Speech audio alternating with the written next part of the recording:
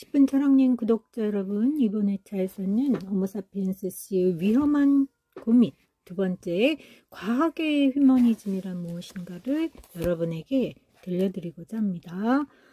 우유 하나로 모든 것을 가르치고 배울 수만 있다면 얼마나 간단 명료하고 행복할 수 있을까요? 과학이 인간의 얼굴을 하고 있다면 미래과학은 가능할 수 있지 않을까?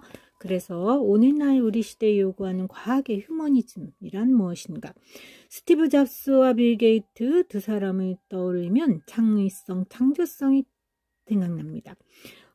우리가 리버럴 아츠라고 하는데 이 번역어를 우리는 인문학이라고 합니다. 한글로 옮기면 리버럴 아츠는 휴머니즘, 인본주의나 인간주의라고 하죠.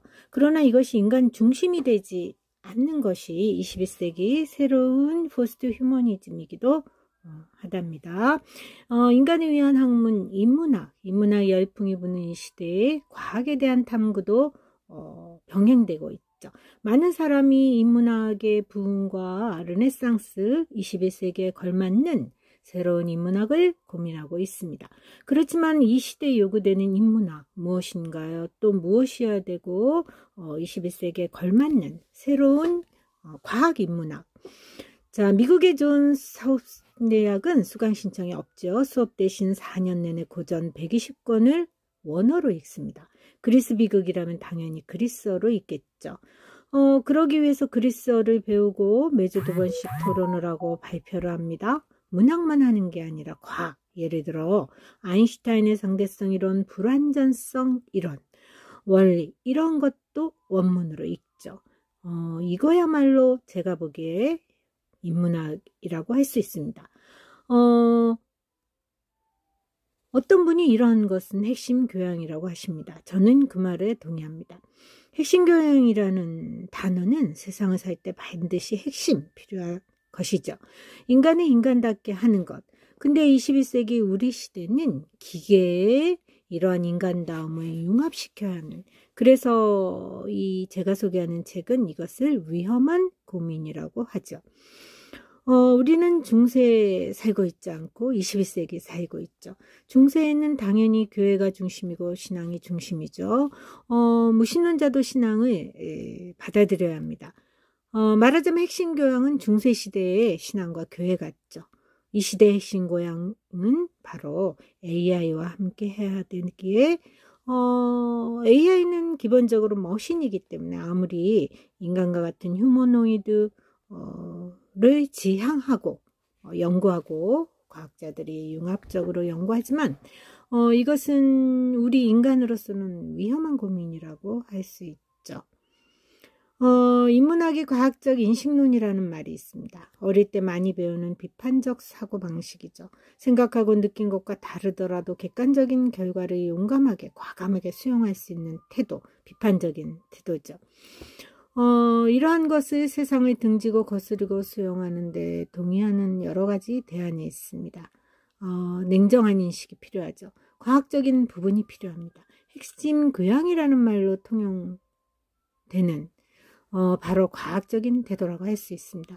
이것을 어떻게 기를 수 있을까요? 글쓰기. 글쓰기는 모든 지식과 인성과 핵심 교양의 기초이죠.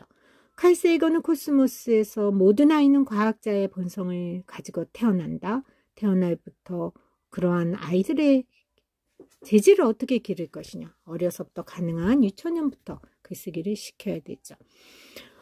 우리 시대에 이제 이러한 핵심 교양을 기를 수 있는 새로운 출발이 시작합니다. 희망적인 부분은 아이들에게 창의성이 보인다는 것입니다. 이걸 키워줘야 합니다. 잡스나 빌 게이츠 같은 이들을 천재라고 부르지만 고전적인 의미의 천재와 다른 의미입니다. 컴퓨터 마우스를 예로 들어보면 마우스는 한 연구소에서 과학자들이 만들어냈는데 한 개 가격이 10,000,000원이라고 했습니다. 그러나 잡스는 이것을 대중화해서 10,000,000원짜리 연구물을 5,000원짜리 물건으로 본 것입니다. 이게 바로 시대를 독해하는 연결짓는 천재의 예시입니다. 자, 그렇다면 결론은 한 가지라고 할 수 있습니다. 우리 시대 인문학은 이러한 것이 가능하도록 해야 합니다. 수학 문제를 푸는데 매달리지 말고 수학적 사고와 글쓰기 교육을 시켜야 합니다. 실제로 이런 교육을 실시하는 국가가 존재합니다. 바로 핀란드인데, 핀란드는 세계 행복지수 1위입니다. 핀란드의 융합교육, 교육의 질과 학업 능력 수준이 높음에도 불구하고 핀란드는 계속해서 과학의 발전과 걸맞는 교육 정책을 개발하고 있습니다. 자, 예시로 우유 하나로도 모든 과목을 가르치는 핀란드의 교육 방식, 바로 교과목의 벽을 허무는 것이죠. 그 이유는 바로 인문학적 창의력과 소통 정신의 중요성을 간파했기 때문입니다. 우리 시대는 소통이 어느 시대보다 중요하고 집단지성이 중요하죠. 우유가 있습니다.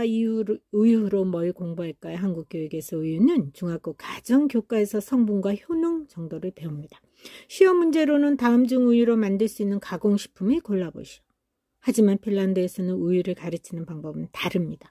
우유 하나로 생물학, 화학, 환경학, 경제학, 문학, 심지어 소비 심리까지 수많은 학문을 가르치고 공부합니다. 이것이 바로 교육 현장에서 일어나는 핵심 교양, 인문학의 대중화, 인문학이 과학과 함께 제휴하고 융합하는 21세기에 걸맞는 새로운 교육이라고 할 수 있습니다. 자, 이런 교육을 우리나라에서도 이제 시작해야 합니다. 우리나라에서도 이제 생물, 화학, 물리, 지구과학 같은 교과목을 통합 과학으로 만들려고 합니다. 저도 본래 임영현인데 저도 본래 천문학을 가르치던 교육자입니다. 제가 보기에는 지금 학생들이 배우는 양을 10분의 1로 줄여야 합니다. 한국의 학생들은 너무 많은 걸 배우고 숲을 보지 못한 채 나무나 지엽적인 지식에 매달려서 리버럴 아츠, 인문학이 과학과 소통하면서 같이 동반 성장해야 하는 그러한 현장을 그 현장에서의 기쁨, 즉 스티브 잡스 같은 천재성을 발휘하지 못하고 있습니다. 지금까지 10분 철학 여행을